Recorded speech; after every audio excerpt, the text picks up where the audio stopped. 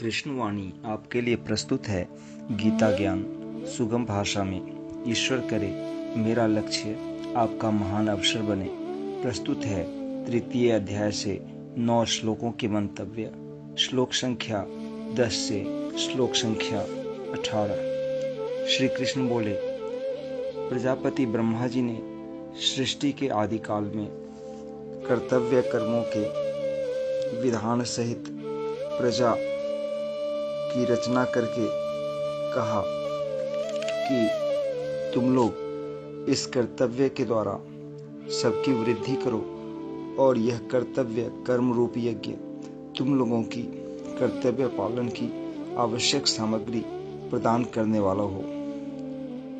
इस अपने कर्तव्य कर्म के द्वारा तुम लोग देवताओं को उन्नत करो और वे देवता लोग अपने कर्तव्य के द्वारा तुम लोगों की उन्नति करें।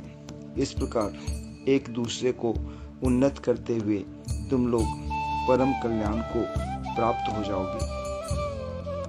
यज्ञ से पुष्ट हुए देवता भी तुम लोगों को बिना मांगे ही कर्तव्य पालन की आवश्यक सामग्री देते रहेंगे।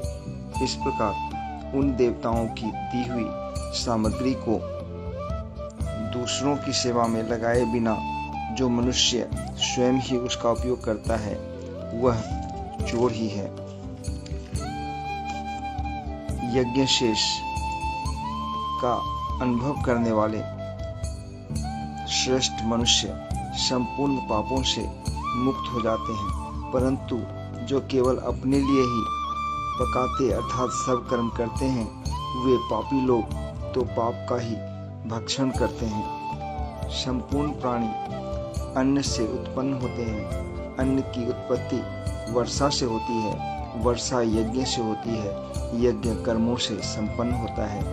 कर्मों को तू वेद से उत्पन्न जान और वेद को अक्षर ब्रह्म से प्रकट हुआ जान। इसलिए वह सर्वव्यापी परमात्मा यज्ञ कर्तव्य कर्म में नित्य स्थित है। हे पार्थ, जो मनुष्य इस लोक में इस प्रकार परंपरा से प्रचलित सृष्टि चक्र के अनुसार नहीं चलता वह इंद्रियों के द्वारा भोगों में रमन करने वाला अघायु मनुष्य संसार में व्यर्थ ही जीता है।